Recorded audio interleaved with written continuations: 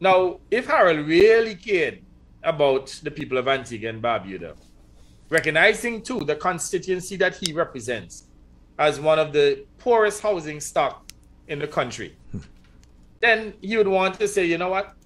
If this program is going to facilitate broader home ownership of more resilient homes, that I want to be part of it, and that when we get in, we will even do better. Instead, here's Harold Lovell and people like Serpent telling the nation that concrete properties that will be built of concrete and reinforced, well, let's say reinforced concrete and steel, they're telling them that it will be just like Watland Dab homes.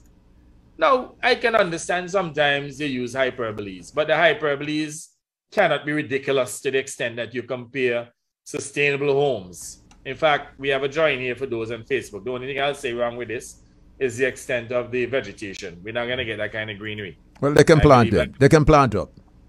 Tell you them who did the schematic in terms of landscaping.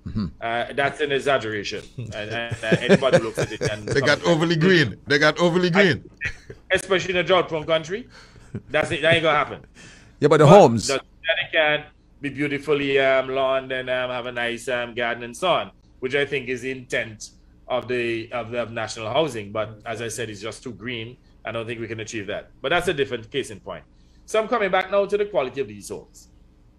We're looking at homes of about probably 750, 800 square feet. And we have said that, look, we will try to bring these properties in at about $120,000. And I'm using the 110 that some people are talking about. $120,000, you can get a mortgage in which you would pay $800 a month. Here's Harold Lovell telling the people that he can provide them with a rent to own to pay $1,000 a month.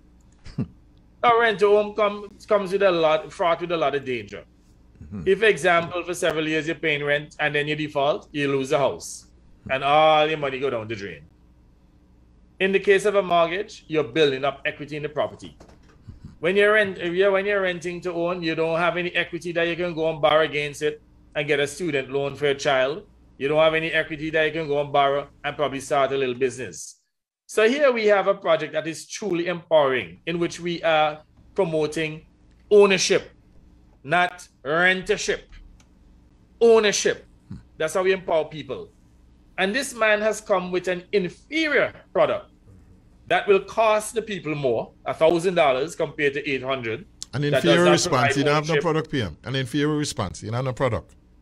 That does not come with any form of ownership. And you have to pay more money. Now, the thing about it too, I went as far as saying, you know what? We may not paint these properties, some of them, not all, of course. I mean, because what we're trying to do is to allow as many people as possible to qualify. So we said, look, these properties, though plastered on the outside and the inside, may not be painted and they may not be tiled. And if you get a property like that, which otherwise is complete, you have your electrical and plumbing completed, you have your kitchen, you have your bathroom and so on, and you have to put a little piece of linoleum on the floor for the time being until they catch your hand and do your tiling. You're telling me that there's something fundamentally wrong about that?